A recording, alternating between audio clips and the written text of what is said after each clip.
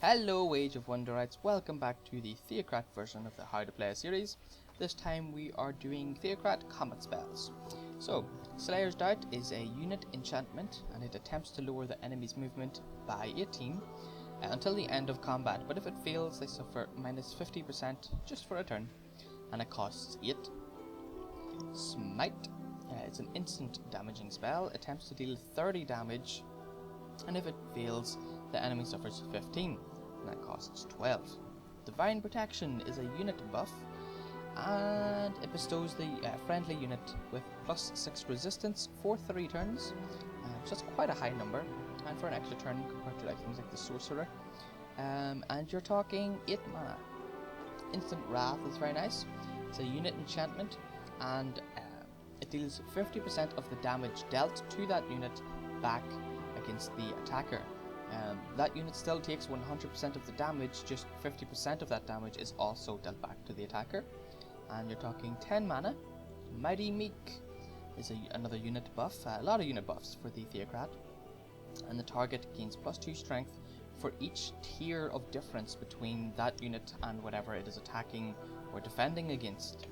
It's 8 mana. So let's say you put it on a tier 1 against tier 4, you're talking 6 damage. Which is a lot.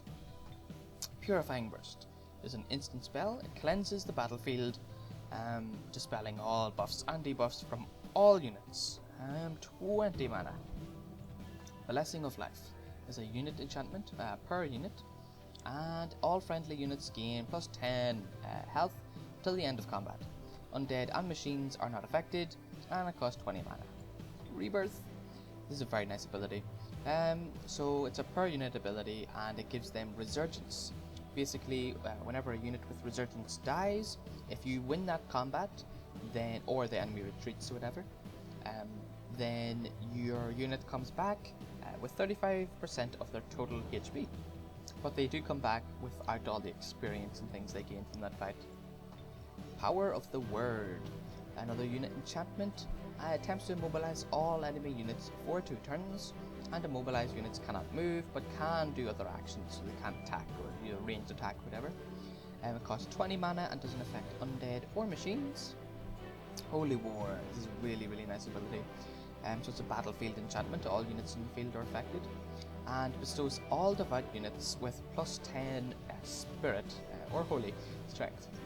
So you're looking at 30 mana for this ability, but it deals, looking at, let's say, 2 stacks, all devout units, that's an extra 120 damage. So good. Okay, global spells, and Mark of the Heretic. It's an instant spell, and it marks an enemy army as heretics, so everyone in that army are heretics. And the reason it synergizes so well with Theocrats is because your devout units deal an extra 3 damage against heretics. All for the small cost of 20 mana. Summon your Theocrat Scout. We'll come back to them later. And this is a city enchantment. So you're looking at plus 10 gold, and also units gain plus 200 happiness when they're inside that city's domain. Quite a nice cost. 100 mana and 9 upkeep. Beacon of Faith. It's another city enchantment, and that city gains plus 50 people population per turn, and it's quite a high cost, 90 mana and 9 people per turn, but again, people equals everything in Age of Wonders. Now, World Enchantment. All of the caster's treasure sites are sanctified and generate an additional 20 happiness. That's always good. So you're looking at 160 mana and 12 mana upkeep. But it affects everything and you're within your domain radius, so that can be quite a nice happiness boost. Prayer for the Hurt, another world enchantment, and all of your units will regenerate plus 6 hit points per turn, per hit of this wee button. 150 mana and 15 upkeep. Denounce City, it's a city enchantment. And let's see, where does it start? Enemy units within the domain are marked as heretics. So every unit in that city, your devout units at least, will deal plus 3 damage against them. This costs 80 mana, so quite a nice cheap ability, but it does cost 16 per turn to keep this spell going. Wrath of God is an instant spell, and you deal 15 holy damage to the target enemy army at the cost of 90 mana. So you pick the stars is a hex with an army on it, just click them, they're going to take that 15 damage.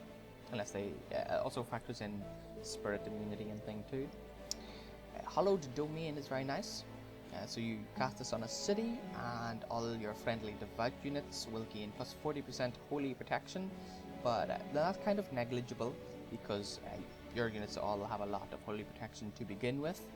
It's still very useful, but not as useful as enemy units suffering -2 resistance, and a lot of your attacks are holy. So, and holy is checked against resistance, so that's the main strength of that ability, in my opinion. You're also looking at 120 mana cost and 12 per turn, and the per turn is pretty cheap for the strength of that -2 for all enemy units. So I think that's a very good ability.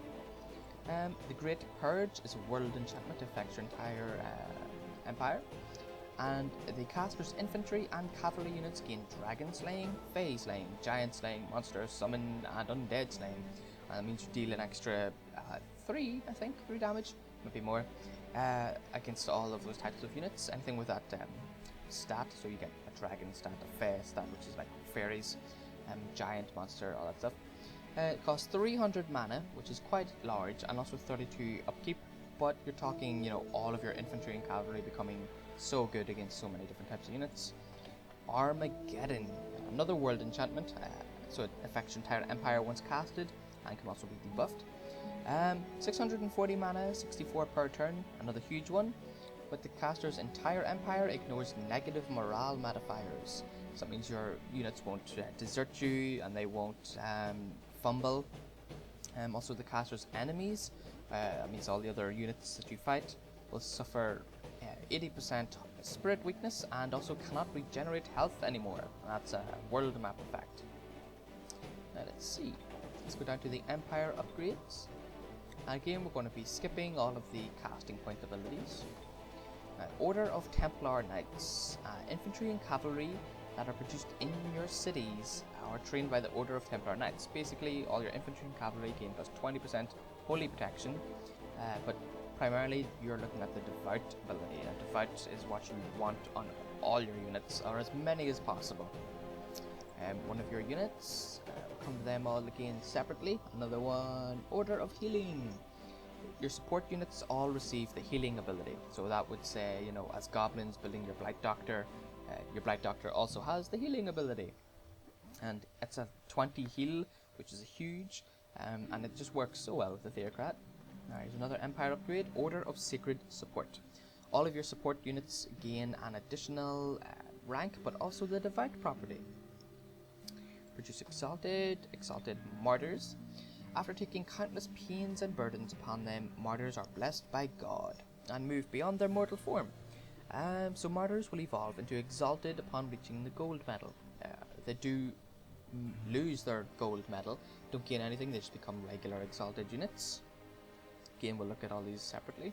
And the Shrine of Smiting, the very, very scary Theocrat unit. Now we'll go through all these units and show why they're so damn scary. Theocrat. And we'll say other. Now that. So the tier 1 is your scout, and you're looking at, does have mind control immunity. It can climb walls, but also fly, so it'll just fly straight over them. But it's devout, and that synergises really well with all of your abilities, so it does have some late game use as well. It has a wee bit more damage than some of the other scouts, and it has okay health and defenses, so it's not a useless unit at all. But it does have very nice spirit protection. Shrine of Smiting is one of the scary units in the game.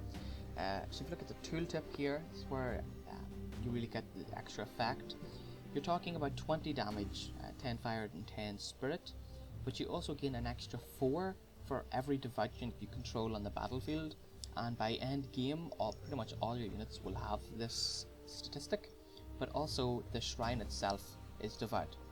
So say if you've just got 6 shrines, they're all affected by that, and they'll all gain, you know, the plus, 10 or whatever, 12 maybe.